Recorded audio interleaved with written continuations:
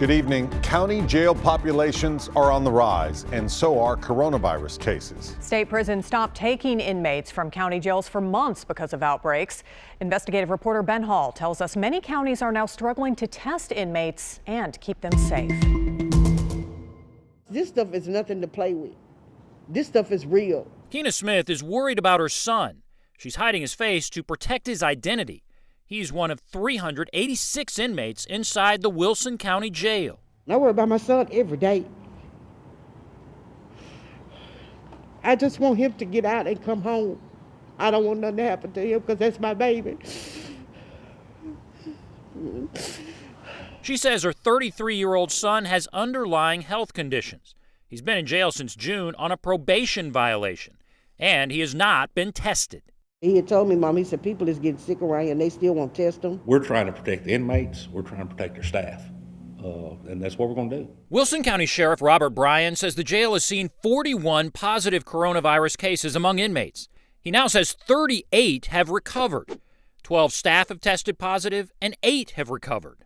Any number's high, okay? You don't want none of this. No Wilson County inmates have been hospitalized, but the sheriff said cases are growing in the community, which is reflected in the jail. Smith paints a picture inside the jail where inmates worry if they have it or if the person beside them does. Do you feel like he should be tested? Yes, he should be tested. He should have been tested. All of them should have been tested. Are you testing all the inmates? We're testing with symptoms right now. There have been discussions about testing every inmate. The sheriff hopes the jail will start testing all inmates soon, just as the state did.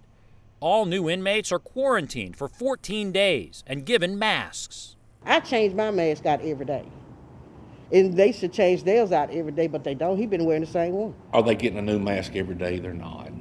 We do our best to try to change them out at least once a week. Main fact is we've got to have masks to give everybody. The jail's capacity is 458 inmates. Early in the pandemic, it was housing just 320 inmates.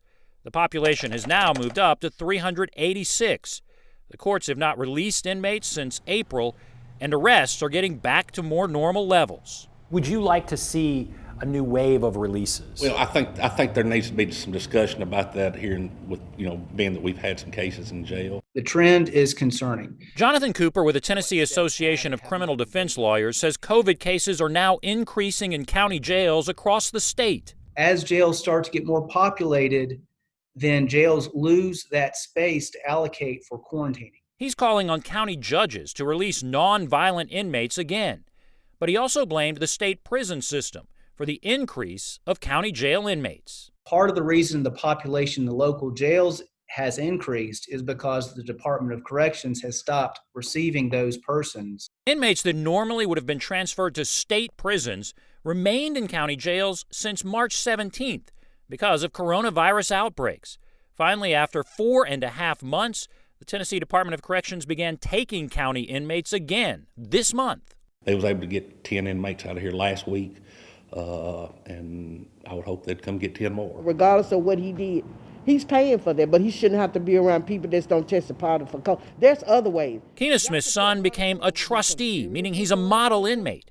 She says he's due to get out of jail in the fall, and worries about every day he spends inside with the virus. Just think if my son gets sick or anybody else gets sick, what they gonna do then? Only judges can release inmates early. In April, Wilson County released 32 nonviolent offenders. The sheriff says of those, only one has been rearrested. Ben Hall, News Channel 5.